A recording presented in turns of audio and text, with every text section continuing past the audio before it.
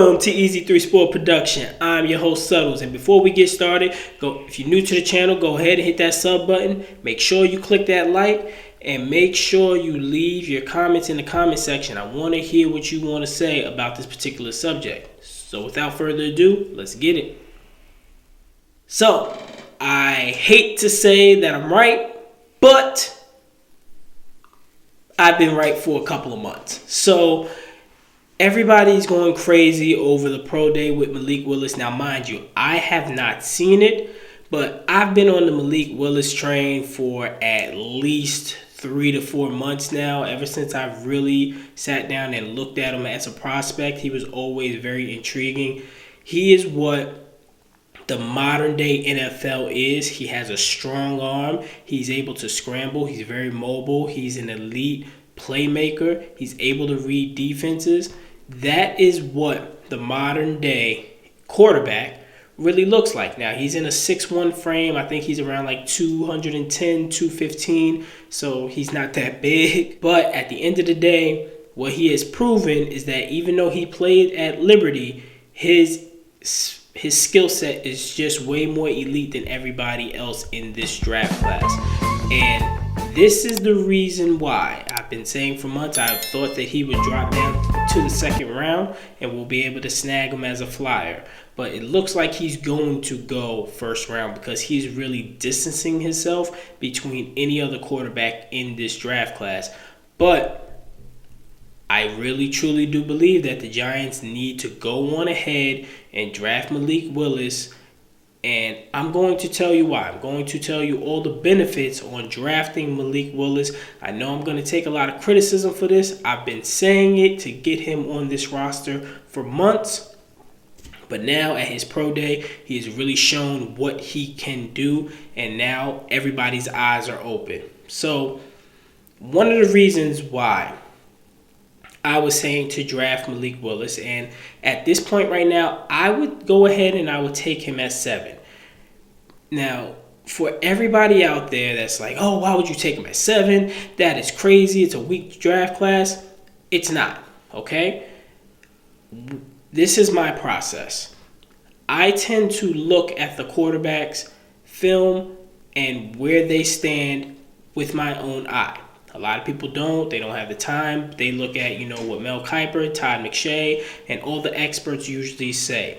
The experts are usually wrong when it comes to quarterbacks coming into the NFL because there are so many other factors that comes into it. They could say that this guy's a sure prospect, but he could end up being injured, or he can just be lazy once he gets the money. It's a whole bunch of factors. Now, for everyone saying that this is a weak quarterback class, it's only weak because there isn't a quarterback that is coming from a top program that is basically competing for a national champion. That's why they are deeming this as a weak quarterback class. Now, all the experts can sit there and say everything that they want, but when you turn on the film, you see Kenny Pickett, when you see a Matt Corral, when you see Malik Willis, you can see that they are starting quarterback material in the NFL. Now, depending on what team, and they got to go to the right situation, all of that has to be said. Now, when it comes down to the experts, we have to look at the history of what the experts were saying. The experts also said that the 2017 class was not a strong draft class. It was not a strong quarterback class. But guess what? Patrick Mahomes, top 5 quarterback. Deshaun Watson, top 5 quarterback. The guy that they said who was most pro-ready, Mitch Trubisky, he made the playoffs. He made a Pro Bowl, but he's the weakest out of everybody. The 2018 class, they said that class was supposed to be one of the best class ever. They said they were supposed to mirror the draft class with John Elway and Dan Marino and Jim Kelly and those guys, and also may even mirror the Eli Manning, Ben Roethlisberger, and Phillip Rivers. But guess what? We're looking at Baker Mayfield. He's leaving Cleveland. Sam Darnold turned out to be nothing.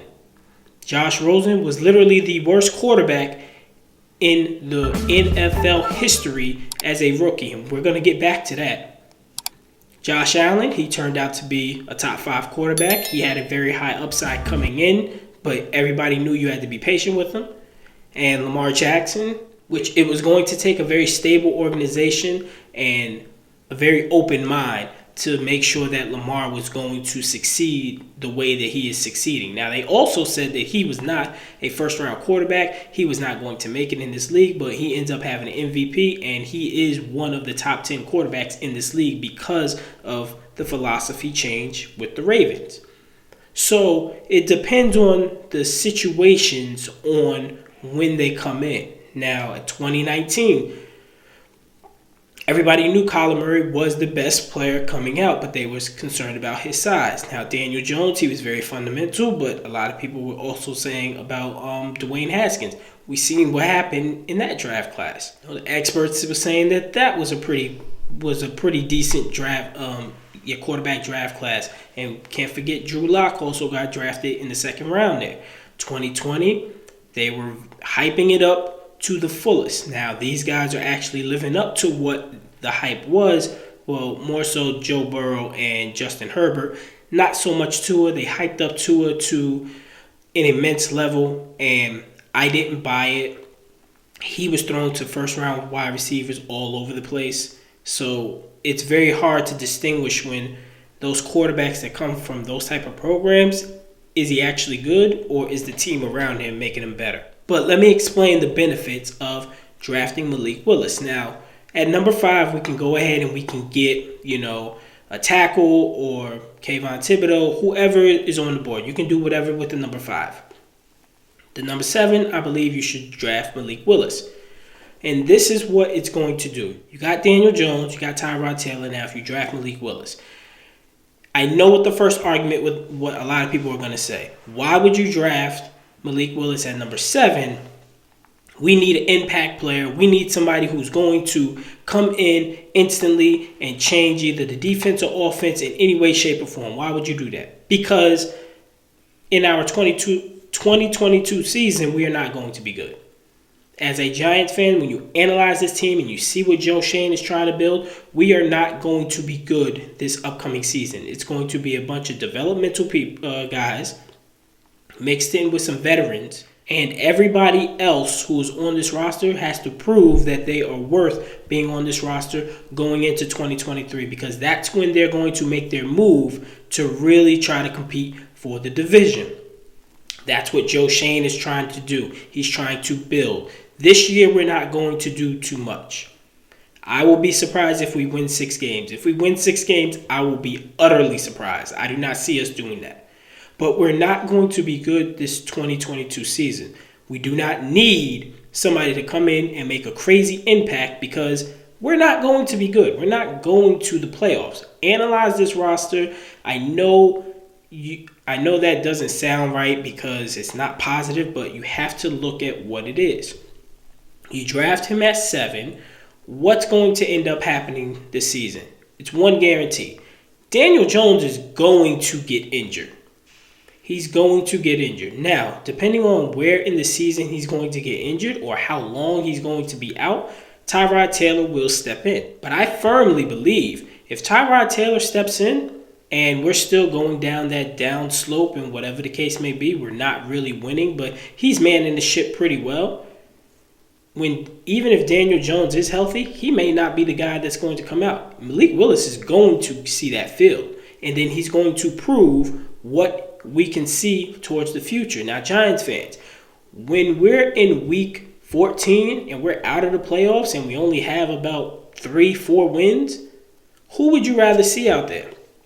Do you want to see a Tyrod Taylor who's going to be working towards just being a bridge quarterback regardless? You want to see a hobble Daniel Jones out there trying to pick up his 5th-year option? Or do you want to see the young first-round draft pick that you just got to see what he's going to do for us next season? I think I know where you're leaning. You want to see that young quarterback, and that's most likely what's going to end up happening. You're going to see what Malik Willis can do. Now, let's say Malik Willis goes out there and he balls out. Now, going into next season, he's going to be the starting quarterback, and you still have Tyrod Taylor as a backup, a very premier backup, so you'll feel safe with it. Now, let's say that Malik Willis just doesn't look ready. Okay, that's fine. You still have Malik Willis for his second year. You can start off with Tyrod Taylor at the beginning for the first 3-4 games, and then let Malik take over from there. Going into next season, going for the future. Daniel Jones will be out of here because they won't even pick up his option. Now, let's go on the very unlikely end. The very, very unlikely end. That Daniel Jones balls out. If Daniel Jones balls out and we make the playoffs, that will be a miracle in itself if Daniel Jones balls out and we make the playoffs. But let's go back to that scenario. Let's say he does ball out, right? He balls out for 1 year. Let's say he balls out so much that you're like, I really believe in this guy. We're going to give him his 5th-year option, then we're going to extend him. We still got Tyrod Taylor as his backup, so that's fine. He stayed healthy for all 17 games, which I don't believe that that's going to happen. But if he does, in this scenario, he balls out, still got Tyrod Taylor, you can trade Malik Willis in the draft next year. And this is why. Going back to Josh Rosen. Josh Rosen was drafted number 10 overall. Number 10 by the Cardinals. He was the absolute worst rookie quarterback in the NFL history. I'm going to repeat that again. He was the worst NFL rookie quarterback in the NFL history. NFL's been out for over 100 years. And Josh Rosen has been the worst rookie quarterback. But guess what? A team still sat there and gave them a 2nd, a 5th, and a player for the worst NFL rookie quarterback ever. Still got draft compensation and a player. Now, I don't believe that Malik Willis will be that bad.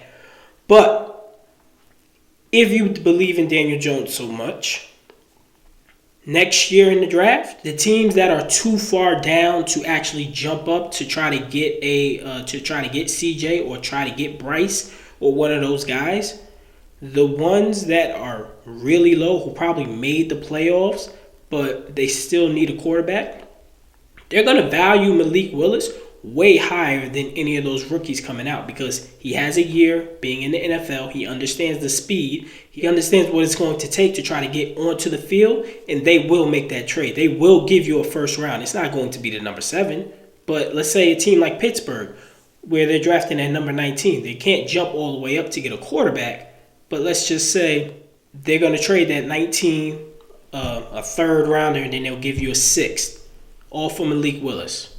You wouldn't take that for next year because you believe so much in Daniel Jones? Now you can go right back into the draft and get anything that you need after Daniel Jones just had a great season. So it's a benefit any which way. Any which way you can look at it, it's going to be a benefit. Either he's going to be the future or you're going to be able to trade him for somebody else's future because he's still going to be a high prospect. He still has the cannon for an arm. He can still move. He can still do all the things that you've seen that he can do. It's just a little bit of NFL experience being added, and that is very valuable. Malik Willis is the key for this organization to move forward and to move into the present and stop relying so much on the past. Stop relying so much on the history and how we won Super Bowls back in the day. This is a quarterback league. If you don't have a top 10 quarterback, you are not sniffing the playoffs, no matter how good your team is. If you have somebody who can elevate to superstardom, that is going to really elevate your chances. When you look at Daniel Jones and you look at Malik Willis has a way higher ceiling. When it comes down to it, Malik Willis should be that number 7 pick, and that's going to be looking towards the future.